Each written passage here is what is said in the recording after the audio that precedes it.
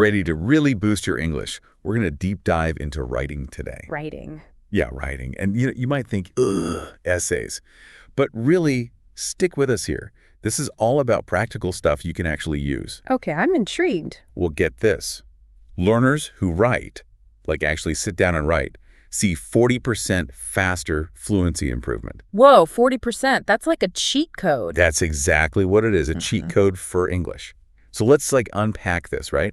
And figure out what we can actually do starting today. And the best part, we've got stories from real learners, like how they did it. Ooh, I love a good success story. So to kick things off, what are some super simple ways to get writing into your day, even if you're busy? Okay, so one that's kind of overlooked is journaling.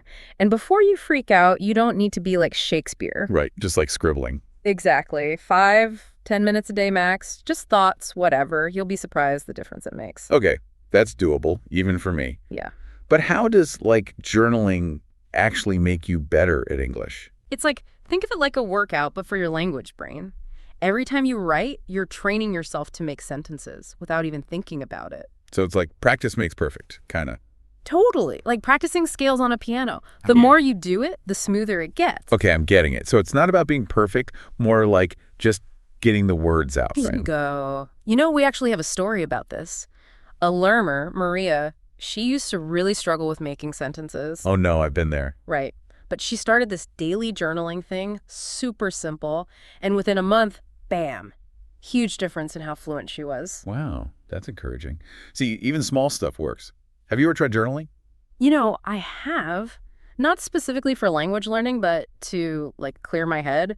But yeah, the writing practice definitely helps. Makes sense. Okay, so we've talked about journaling to get those sentences flowing. But what about really understanding what we learn? I'm thinking about summarizing here. I used to hate that in school. Oh, I get it. But hear me out. Summarizing is kind of a secret weapon. Really? How so? Because it makes you really think about what you've read or heard.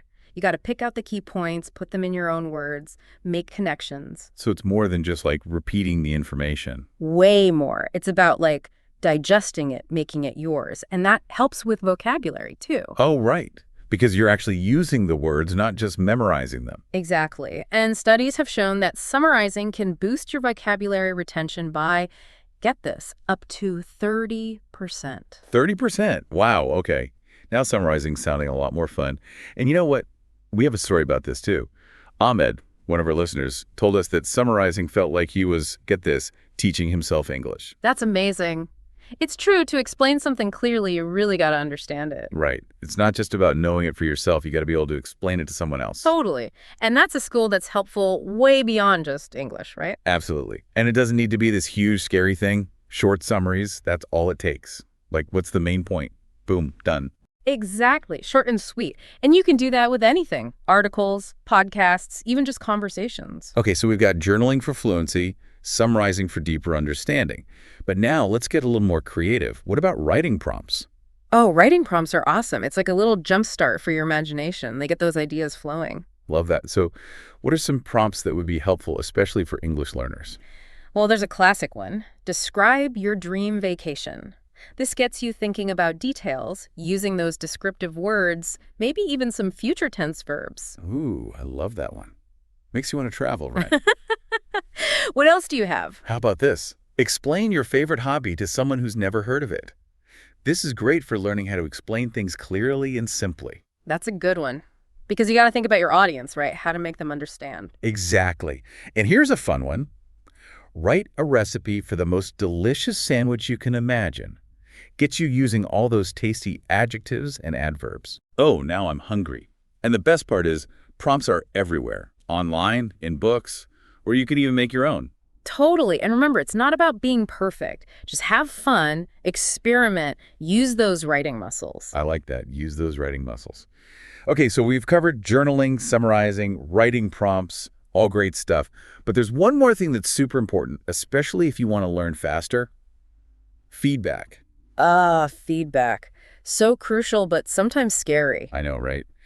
But why is it so important? Because it helps you see those little mistakes you might not notice yourself. like having a personal trainer for your writing. Okay, I like that analogy. So it's about having someone point out those areas where you can improve. Exactly. And not just correcting, but explaining why it's wrong so you actually learn and don't do it again. Right, so it's a learning process, not just about right or wrong. And research actually shows that people who get feedback improve their writing way faster, like 25% faster. It's a game changer. But how do you get feedback if you're not, in a classroom? Well, there are tons of options these days. Online writing groups, language partners, even just a friend who's good at English. And of course, there are all those awesome online tools. Oh, yeah. Like Grammarly? Those things are lifesavers. Right. They're not just about typos. They tell you why something's wrong and suggest better ways to say things. It's like having a grammar expert on call 247. Seriously. And they're getting smarter all the time. Speaking of which, we heard from Kevin, one of our listeners. He joined an online writing group, and it was amazing. Oh, yeah. Kevin's story is awesome. He said the group helped him with grammar and stuff, but also it made him more confident about his writing. I love that. It's like a community Yeah. supporting each other, right? Yeah. Okay, so we've covered a lot of ground today. Journaling, summarizing, prompts, feedback, all great ways to boost your English writing. It's a lot to take in. So before we move on, just think about this. Which one of these techniques can you try this week?